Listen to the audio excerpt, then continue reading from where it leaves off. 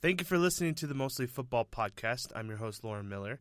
Today on the show, we break down Super Bowl 51 between the Patriots and the Falcons. We have a special guest I interviewed earlier this week, Joey Jenkins, program director, co-host of The Drive on ESPN Boise in Boise, Idaho, to discuss a little bit about the matchup coming up.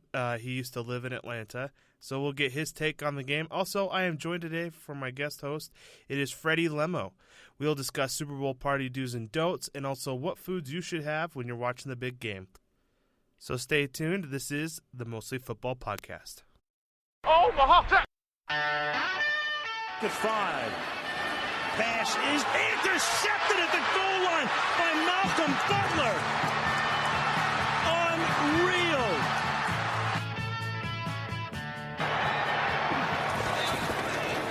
Second down, Ryan escapes, gonna run, has some room, and a touchdown. And you're tuned into the Mostly Football Podcast on this Friday afternoon. I am joined with the pride of Oakland, California. The Italian stallion himself, Freddy Lemmo, is my guest host today. Freddie, how are you doing? I'm doing great. Friday, it's great. Any plans this weekend?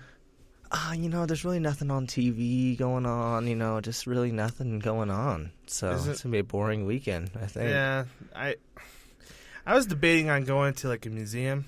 A museum, yeah. Or I'm going to Applebee's tonight. Oh. Yeah, and we're kind of on this Friday night go out to dinner kick because there you go. At the end of the week you just don't want to do anything. But yeah, there's nothing on Sunday either. No, so. I got 3 hours of church, and then I think I might call it a day. Yeah, that's a good idea. late church. Mm-hmm. It's off at 4. Good idea. Today is Friday. We'll talk a lot about the big game on Sunday, Super Bowl 51 from Houston. I talked to someone last night who actually is doing their internship in Houston, and he's from there, and he said that he has to work Friday and Saturday, so it's going to be crazy. And Houston's just gigantic. I used to live there. Amazing fans. They are so happy that there's Texans football back in the city. But, where the stadium's located, it's actually, like, not in downtown Houston, but all the festivities of, like, opening night, all the awards ceremonies and stuff like that. But we'll talk about awards and Super Bowl 51. And also we'll talk about a little bit of what to do and not to do at a Super Bowl party and what foods you should go to for this. And we also have a guest. I interviewed Joey Jenkins of ESPN Boise earlier this week. Talked to him. He used to live in Atlanta. He is a afternoon host of a radio show in Boise. It's on ESPN Boise, the affiliate there. I talked to him, and we'll play that towards the middle of the episode. So if you're looking for that, just scroll to about 10, 20 minutes from now, and you'll find it. So, Freddie, do you feel like there's been a lot of hype to this game? Because it's not like it was the 49ers and Ravens a couple years ago where it was Harbaugh versus Harbaugh. I don't think the hype has been as loud as past Super Bowls, but that doesn't mean I'm not excited. Yeah. But yeah, the hype is not there. Yeah, I mean, like, I guess for me, last year's Super Bowl was pretty cool because, the Panthers were on, like, a tear. Like, they just destroyed every team they played except the Falcons last year. They lost the Falcons, and then they lost the Broncos. And the Broncos game, the only thing I didn't like about last year's Super Bowl is I just don't like CBS's coverage of it. I just feel like they've never broken out of their early 2000s mode. Is it CBS again this year? No, it's Fox. Back to Fox. Yeah, they do a 3-year rotation. Whoever has television rights, they rotate. ESPN used to do it, or ABC used to do it until 2006, and then they shifted to NBC. The NBC bought their rights. But what will you be looking forward to in the game? Like, since there's not a lot of storylines in the national media, what? I'm looking forward to the matchup between Julio Jones and the defense of the Patriots. Yeah. I'm really looking forward to that. I'm looking forward to, the commercials. So, backstory is Freddie is an entertainer by night. He is a singer. You can look for his music by Googling him. You can listen to my podcast, too. I have one. Yeah, he has a podcast as well. So Freddie likes the entertainment. I like the Super Bowl commercials, too, But I use Super Bowl commercials to get food. Yeah. And so, like, and there's probably 2 or 3 that are good, and the rest are just like, man, like, really? Do we have, like, really? Whoever wrote this, really? But like, what you said about Julio Jones, like, he's going to go against Malcolm Butler, the hero of Super Bowl 49. But there's a reason why, like, I just don't think that they can stop Julio Jones unless they stop Matt Ryan. I mean, they were able to stop Brown from the Steelers, so, I mean... Yeah, but Antonio Brown's about 4 inches shorter than Julio Jones, and also I think Julio Jones makes more plays that... You're more of a playmaker than... Well, it's not that. Antonio Brown could just smoke you on a route, like running a route and his, like, quickness. But Julio Jones can just throw his body, kind of like Calvin Johnson did. Because I think Julio Jones is Calvin Johnson version 2, but a little bit more faster. But like where they both throw up their body and get anything they can get. I mean, it's pretty. I don't know. That's I'm looking forward to. I am not looking forward to the nonstop references to Deflategate and Roger Goodell and Tom Brady. It's like, dude, he served a suspension. It's all over. Like, yeah, Roger Goodell was kind of weird with this whole situation, but like the game is in front of us. That happened 2 years ago. Yeah, I don't know if you saw Marshall Faulk came out like yesterday. Is like still butthurt about them videotaping, and at the time that wasn't even illegal, so you can't even. Well, and the thing about that is they lost a draft pick. And they've lost draft picks. They've paid fines. Like, Belichick's been fined a lot. And, you know, it's like people don't – it's like until the Patriots start becoming a bottom, you know, a 3-13 team, nobody will be satisfied with their punishment. And I think it's really unfortunate because it's taking away from the fact that we have great matchups in the Super Bowl, the pass rush of Atlanta with the passing game of Tom Brady and whoever he has out there, and then or we're taking away from Matt Ryan, his amazing season, and the star that's arrived in Julio Jones. Like, he's been a star in the league for 4 or 5 years now, but like, he has arrived. He's in a Super Bowl.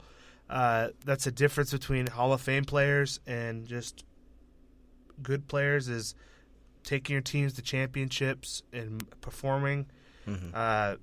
But what player do you think needs to have a big game? Falcons side, I think it has to be that combo of the Matt Ryan and Julio Jones. Yeah. And as for the Patriots, I mean, Tom Brady. I mean, but he always has a good game. Yeah, I'm not really worried about Tom Brady. But if he doesn't have a great game, I don't see them winning, but I think he is going to have a good day. But I think he's going to have a good game, but I think the X factor for me, and like the game will be over. The game will be over when you start watching it and you start saying, "Wow, Atlanta's getting in the face of Tom Brady," because he's the type of guy where he plays perfect when everyone else is doing their job, running a perfect route, picking up their blocks. Running back is running the right read of what linebacker to pick up. When all that happens, he's perfect. And sometimes when you've seen it with the Giants. When the Giants in the Super Bowl 46 and 42, those Super Bowls, when Justin Tuck and Jason Pierre-Paul and Michael Strahan and Barry Cofield are in their face, Tom Brady gets, you know, the first one of the first plays of Super Bowl 46 was when he was backed up into the end zone and got he threw the ball away, and they called it a intentional grounding, gave him a 2-point lead. And I think the X factor is Vic Beasley. I think a lot of people thought he was kind of a bust last year, but he's only a rookie last year. Came from Clemson. Clemson has a great program and more NFL-ready players, I think. And the D-line of Atlanta, there's a reason why they brought in Dwight Freeney, the ageless wonder. Yeah. You know, Dwight Freeney's played against the Patriots in those battles. Yeah. I mean, when you're a kid, you're watching Peyton Manning versus Tom Brady in the cold of Foxborough or in the dome of Indianapolis, and Dwight Freeney was a mainstay. Yeah. And he's one of the best sack players in the last 20 years, or defensive ends in the last 20 years. They also brought in Tyson Jackson, who was a top pick by the Chiefs several years ago and was a bust. He's come in and rejuvenated his career in Atlanta. Courtney Upshaw played for the Baltimore Ravens, so he knows how to play good defense because Baltimore's great. And they drafted Keanu Neal, their safety, who plays like a linebacker. That dude hit so hard that, like, I think he's had a couple of penalties where it's just, yeah, if those guys get in the face of Tom Brady, it's not going to be a cakewalk for the Patriots. Because I read somewhere yesterday that someone picked the Patriots 17 points. Really? To beat the Falcons by 17 points. Is that what the Vegas spread is? No. One of the big writers for ESPN.com, who used to be like the main NFL guy for Grantland, that website, he wrote that it's going to be kind of a blowout game. I don't know. I hope not. If anything, sorry about coughing. If anything, I don't think it's going to be a big blowout. What do you think the Falcons have to do to overcome the experience of I guess, superpower of Belichick, Brady, and the Patriots? I think they just have to go in and play the game that they've been playing for the season. Just kind of put it out of their mind that this is a Super Bowl. Just think as it is like another game. And I think if they can do that, it's all mental. I think the Super Bowl, and I think if they can just play their game, what got them to the Super Bowl, I think they'll be fine. So I think the Falcons need to not get tunnel vision and focus mainly on Julio Jones. There has to be a guy that's just like, who was that? Like, a couple years ago, Malcolm Butler came up, and he's from Western Alabama. No one really knew who he was. But they not like Matt Ryan. Like, he can throw it to Julio Jones, but if he's not open, just don't even try. Yeah, to, make it, because the great coaching of Bill Belichick. He's gonna be focusing on Julio Jones, and I read today that he used 2 players to reenact at once Julio Jones, because Julio Jones is like 2 people, right? On the New England side, I think they need to not make mistakes like blown coverage, like. They can cover Julio Jones so well, but if they're being lazy on Mohamed Sanu and Gabriel and even their tight ends, I don't know if that's a good. And I think, as you mentioned earlier, just their O-line needs to be able to protect Tom Brady. Yeah. Tom Brady is the best quarterback probably in the last 20 years, and he is at his best, like I said earlier, when the 10 other guys are on the field and they're doing their job perfect. When a guard or center are not not picking up the right blitz, I mean, who knows? I don't wish injury upon anybody, but if Tom Brady gets injured, I think the game will be really bad. Well, I don't know, but look back at the beginning of the season when Tom Brady was out, and they brought in Garoppolo, who played pretty well and was able to get the Patriots off to a good start, and then they had their third stringer come in, and he didn't do horrible either. So I don't think they're going to be in that much trouble if Tom Brady gets hurt. So this is the Mostly Football Podcast. I'm here with Freddy Lemmo. We will get to an interview I recorded earlier this week with Joey Jenkins. But what you said right there about Jimmy Garoppolo, if I was him, I'm praying that Tom Brady stays healthy because because if he messes up and if he comes in for Brady, has a terrible game, because there's teams waiting at the door to trade for him. People think that 49ers, the Bears, the Browns, all these teams that have terrible quarterback situations, they're waiting for Garoppolo to come available. And it's like you want people to remember you on your last time playing. And Garoppolo went like 2-1 or so when Brady was out, or 2-0, and then the other kid came in. But on defense for New England, I'm going to have to say the X factor has to be the Dante Hightower and the linebackers. They got rid of Jamie Collins to the Browns, traded Chandler Jones, 2 of their best defenders. They don't have Vince Wilfork, probably one of the best nose tackles to ever play the game. Mm-hmm. He's gone. And another thing some people talk about is that Dan Quinn has been a coordinator in a Super Bowl, so it's not like they're getting John the tax guy to come in a Super Bowl and say, all right, just strap up your chin straps and just play. He destroyed Denver in the Super Bowl a couple years ago. He nearly, I think if it wasn't for injuries and a couple great plays by New England, he has a second Super Bowl with Seattle.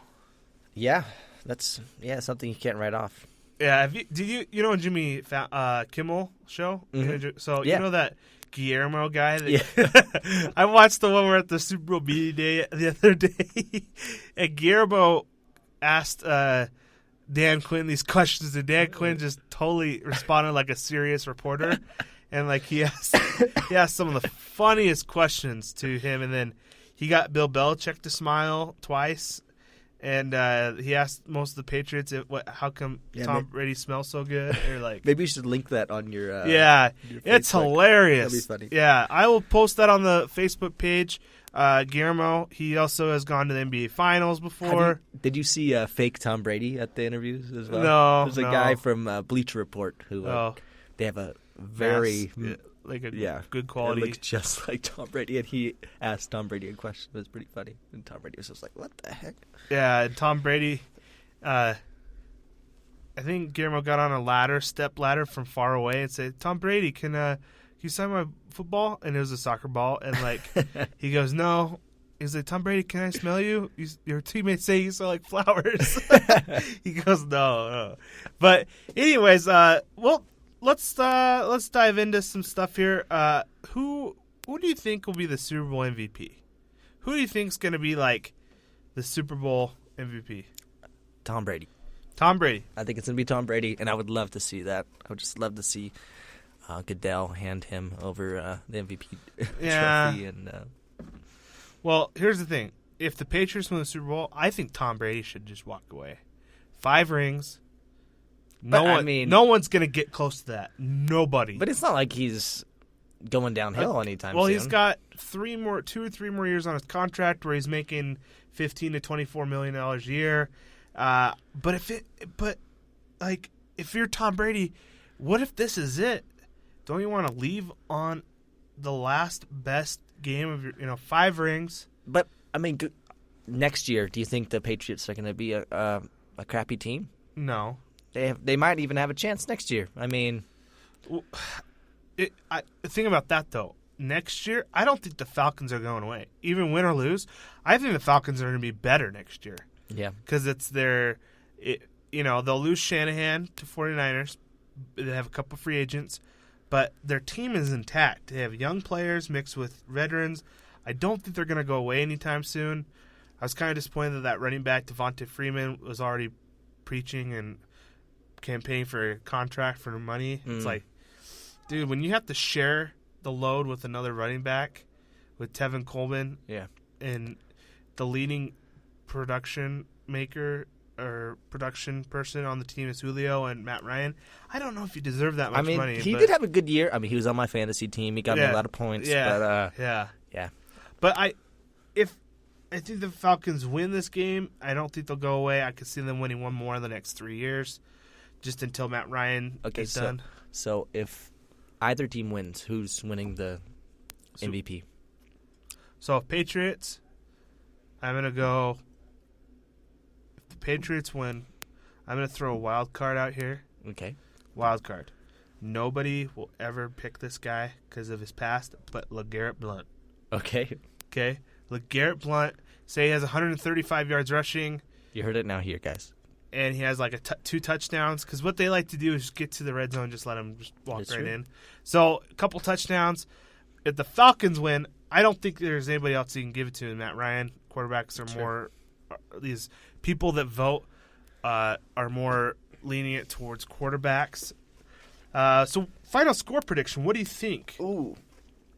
What was the spread again? You said I don't know the spread. I don't follow gambling. I think it's ridiculous. I can look it up real quick. No, it's okay. I don't gamble either, but it's just I like to look at them. And if there's something good, like I'll say. The point spread is New England -3. So man, only 3 points. They think New England's going to win by 3. Wow. So it's not as big as a blowout as some people are saying. At least Vegas has seen it that way. But I don't know. I'm seeing like a 21-28 game. New England? Yeah, New England. I'm going to go with the Falcons 24, New England 20. I think that in the last 2 minutes of the game, Matt Ryan, or in the last, New England is up 20-17. They're driving down the field with like 6 minutes or so left. Let's just say like 6 or so minutes. They have to pass the ball. There's a big defensive play. And that play goes for a touchdown for a touchdown, or sets up a Matt Ryan to touchdown to a tight end. So I'm going with the Falcons 24-20. Freddie is going with the New England Patriots 28-21. He has Tom Brady as the MVP. I have Matt Ryan. Or if I'm going to do a sneaky pick for the Falcons if they win, I could go with Mohamed Sanu, because I think that the double teaming of Julio Jones or triple team, he could have a field day. Sure.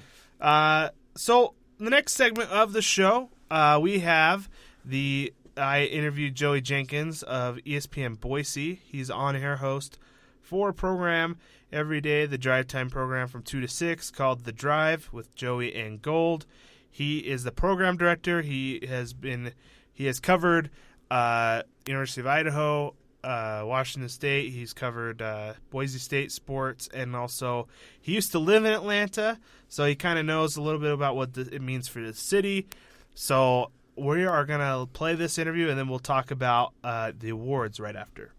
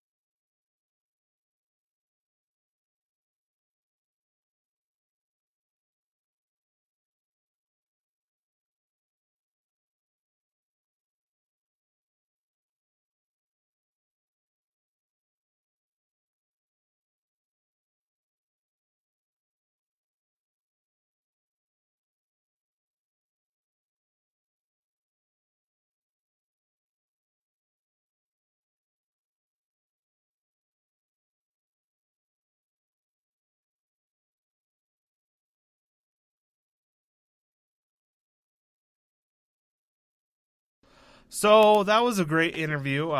Thank you, Joey, for joining us. And if you want to follow Joey, like you said, go to Twitter at Joey ESPN Boise. He's really entertaining. You can catch his show every Monday through Friday on ESPN Boise, or you can go to espnboise.com and listen to it.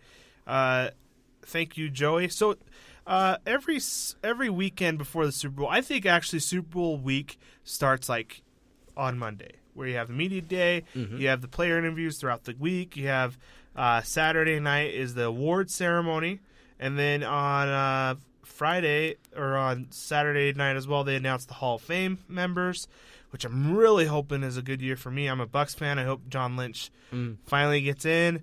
I don't know. Here's a question I wasn't going to talk about. Terrell Davis, 7 years in the NFL, injury prone. But for 4 years, he had, like, the best, like, 2,000-yard rusher. Oh, yeah. Super Bowl MVP, won 2 Super Bowls. I don't know if I can put him in, though. I haven't looked at the ballot this year at all. Yeah, I haven't really either.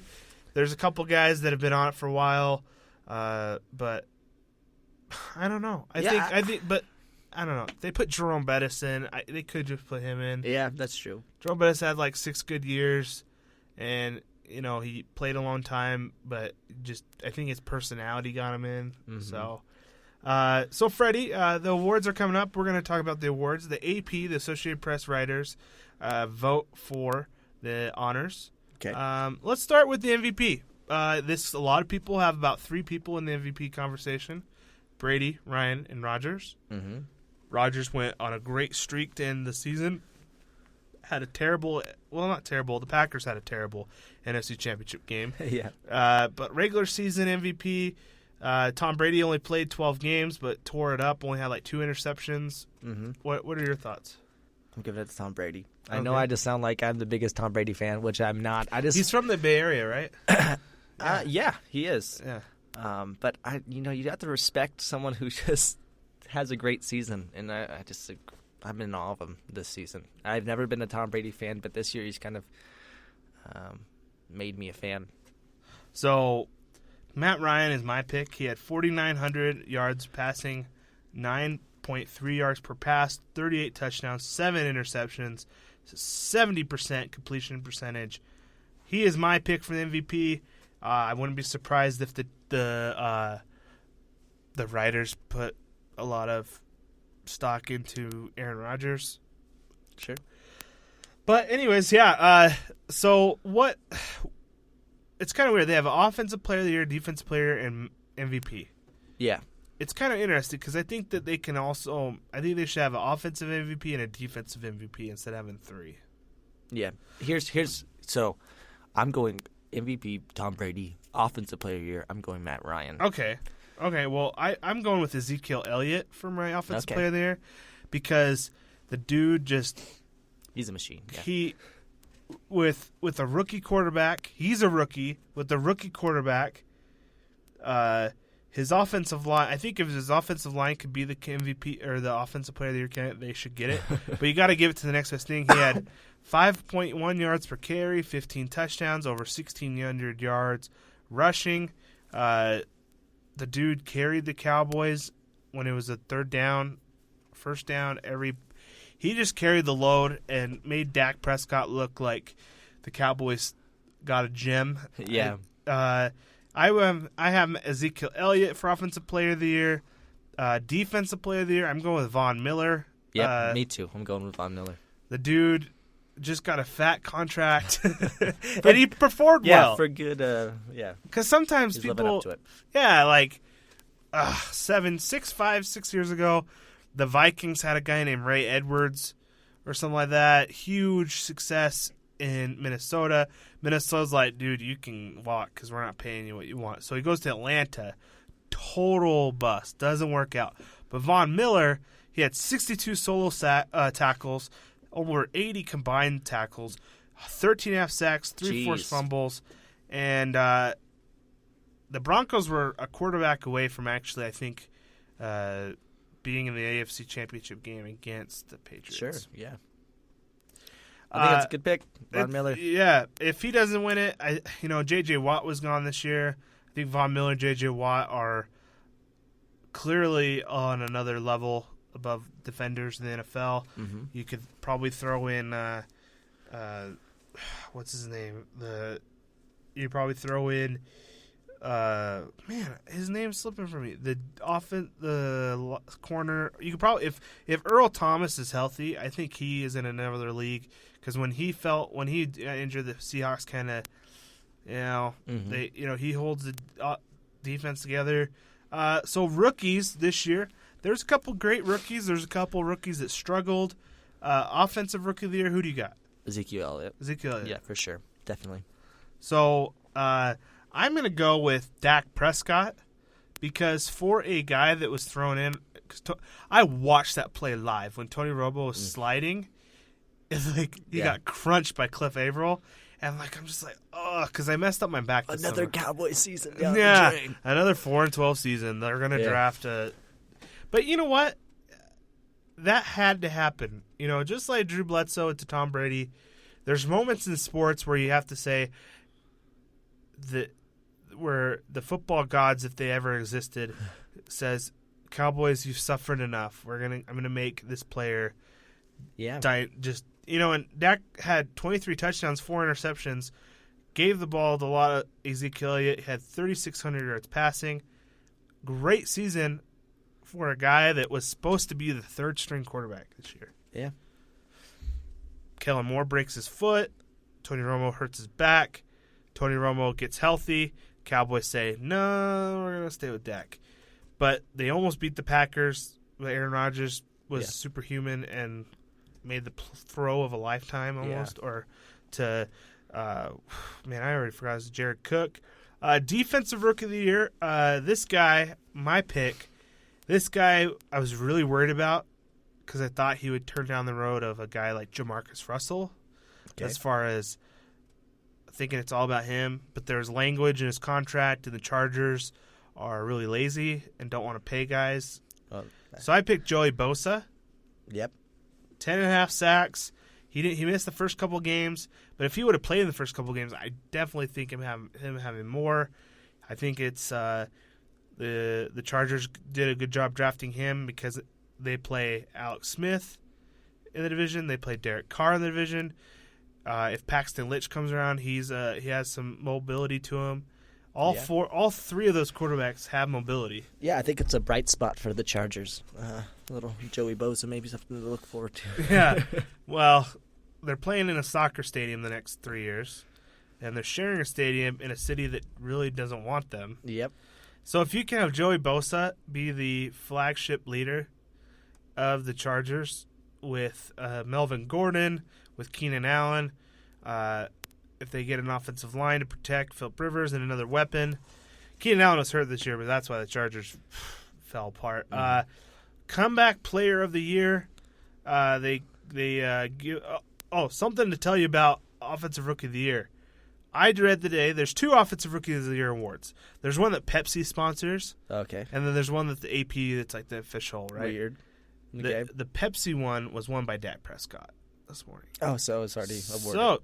One of them. It's kind of, I don't know. But that's not the official one. It is official, but it's like, because Pepsi Rookie of the Year comes with like voting with the fans and then. Okay. I don't know. I'm not saying I wrote this yesterday when I penciled in Dak Prescott, so I'm not a fortune teller. But Comeback Player of the Year, this can go several ways. For some people, you can look at a player that was suspended, like if Josh Gordon was able to come back and just light the season on fire. Tom Brady.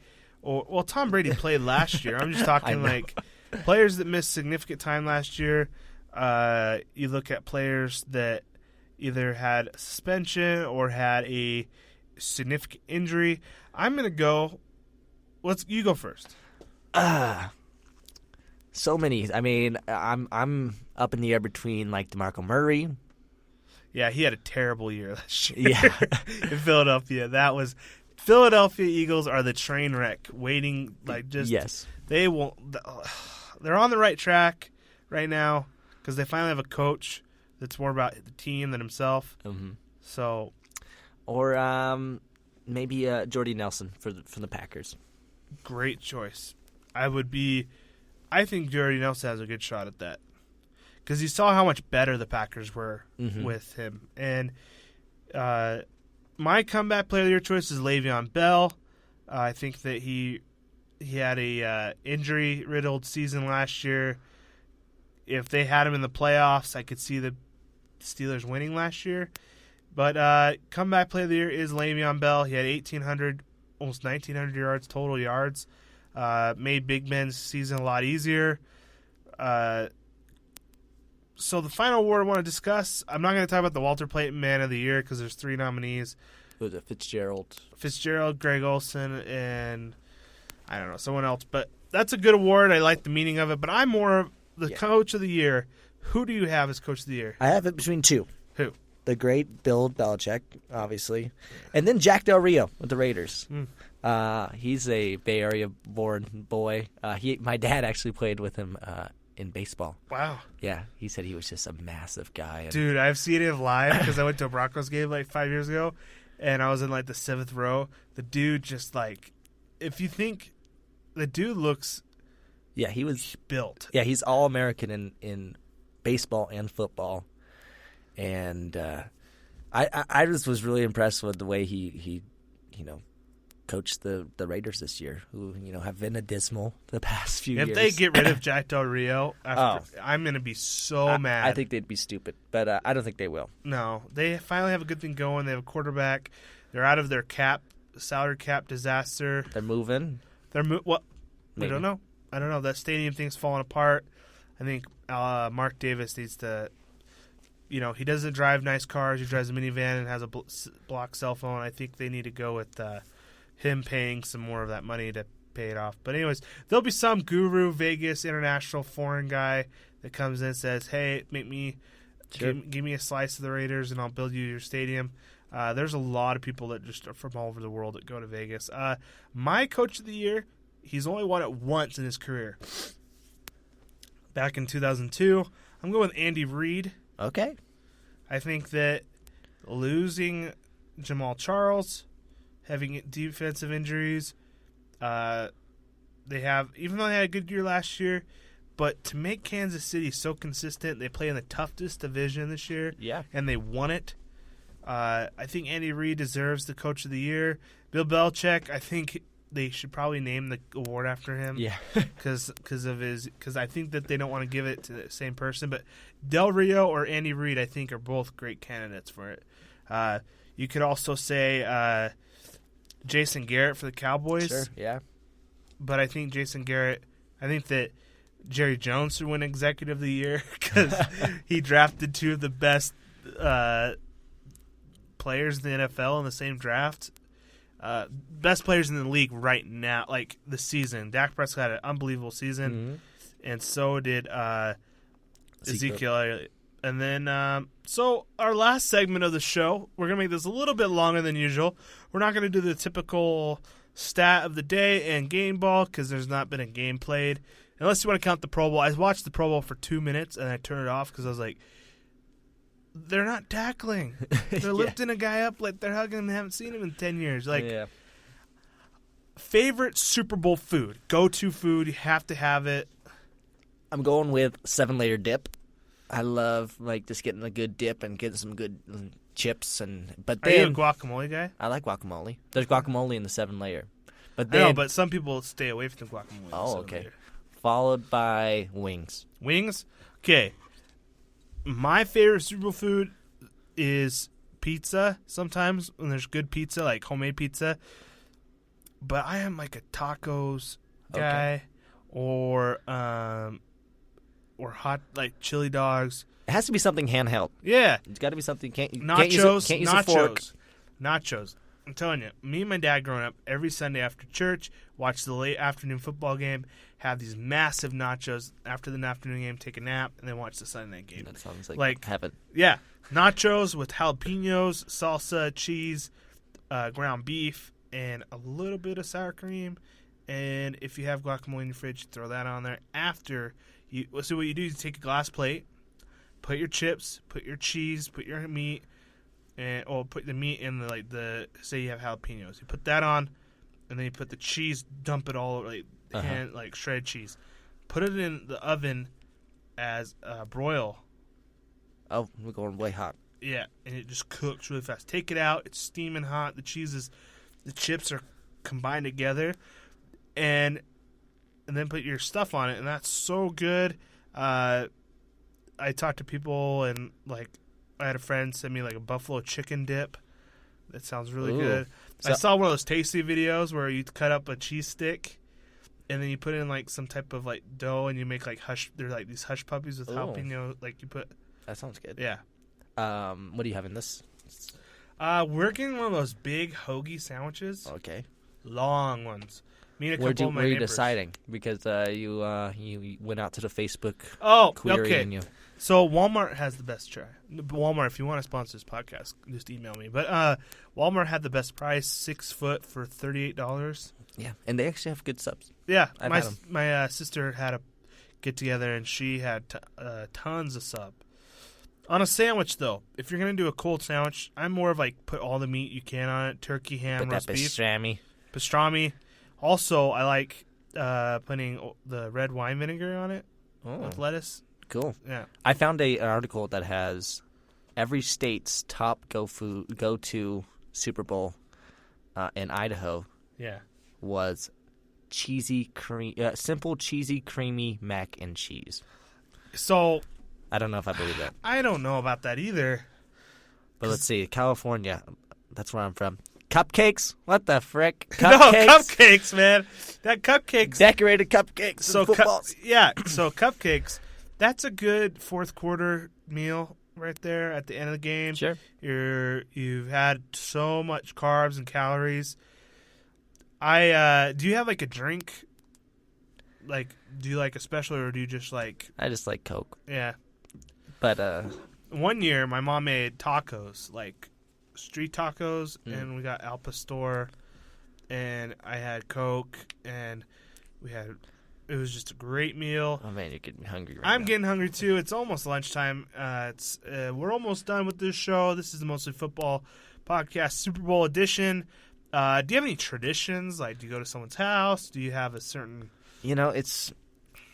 No, we really don't have... I mean, my family, when we're together, we just all get together and watch it at someone's house. But this year, my wife's actually going away this Sunday, so I'm going to just be hopping over to someone's house or something like that because I don't have live TV. So really?